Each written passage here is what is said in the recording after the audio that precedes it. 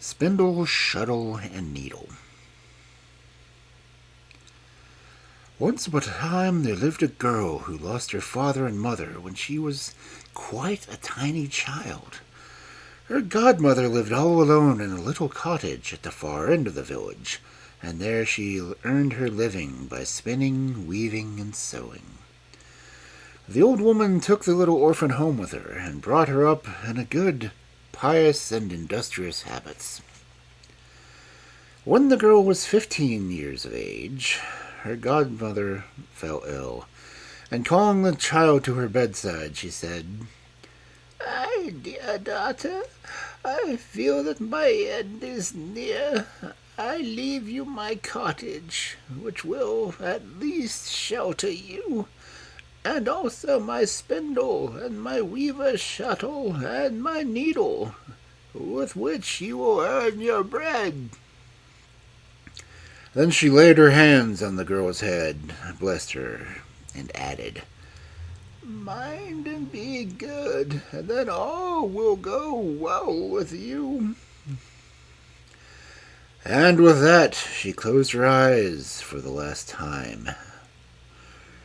And when she was carried to her grave, the girl walked beside her coffin, weeping bitterly, and paid her all of the last honors. After this, the girl lived alone in the little cottage. She worked hard, spinning, weaving, and sewing, and all her old godmother's blessings seemed to prosper all she did. The flax seemed to spread and increase, and when she wove a carpet or a piece of linen, or even made a shirt, she was sure to find the customer who paid her well, so that not only did she feel no want for herself, but she was able to help those who did. Now, it happened about that time that this king's son was making a tour through the entire country to look out for a bride. He could not marry a poor woman, and he did not wish for a rich one. "She shall be my wife," he said, "who is at once the poorest and the richest." When he reached the village where the girl lived, he inquired who was the richest and who was the poorest woman in it.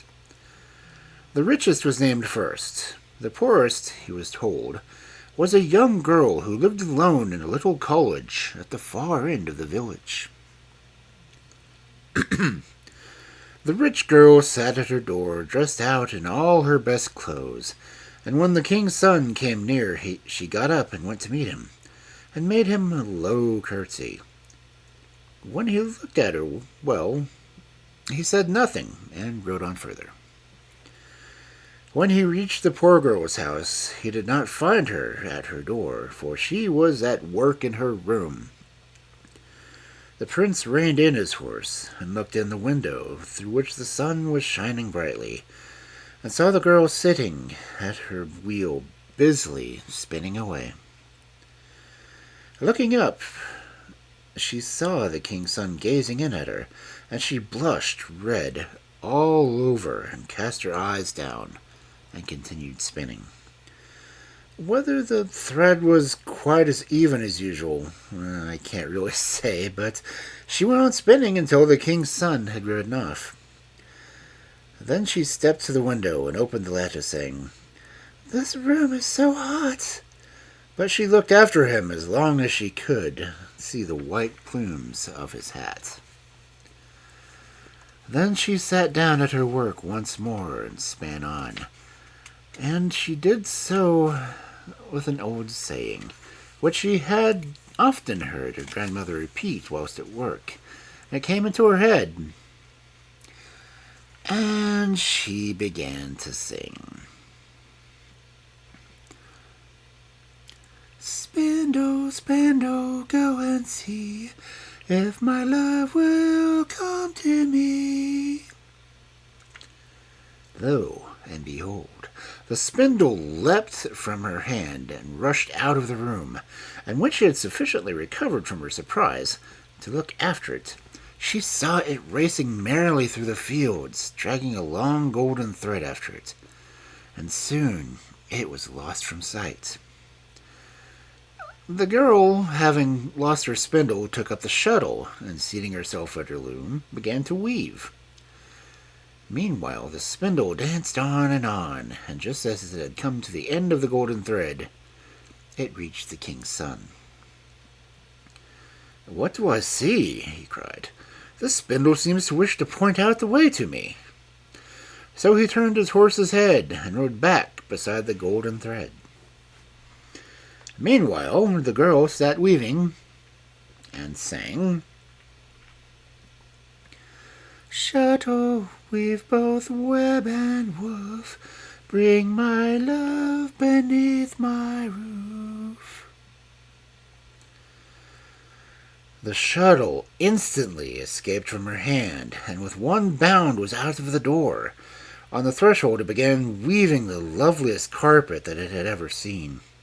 Roses and lilies bloomed on both sides, and in the center the thicket seemed to grow with rabbits and hares running through it, stags and fawns peeping through its branches, whilst on the topmost boughs sat birds of brilliant plumage, and so lifelike one almost expected to hear them sing. The shuttle flew from side to side, and the carpet seemed almost to grow of itself.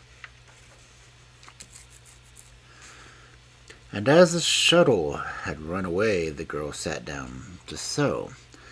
She took her needle and sang, "Needle, needle, stitch away, make my chamber bright and gay." And the needle promptly slipped from her fingers and flew around the room like lightning. You would have thought invisible spirits were at work, for in the next to no time the table, the benches were all covered with green cloth. The chairs with velvet and elegant silk curtains hung before the windows. The needle had barely put in its last stitch when the girl, glancing at the window, spied the white-plumed hat of the king's son, who was being led back by the spindle with the golden thread. He dismounted and walked over the carpet into the house, and when he entered the room there stood the girl, blushing like any rose. "You are the poorest, and yet the richest," he said. "Come with me. You shall be my bride." She said nothing, but she held out her hand. Then he kissed her and led her out, lifted her on his horse, and took her to his royal palace, where the wedding was celebrated with great rejoicings. The spindle, the shuttle, and the needle were carefully placed in the treasury, and were always held in the highest of honors.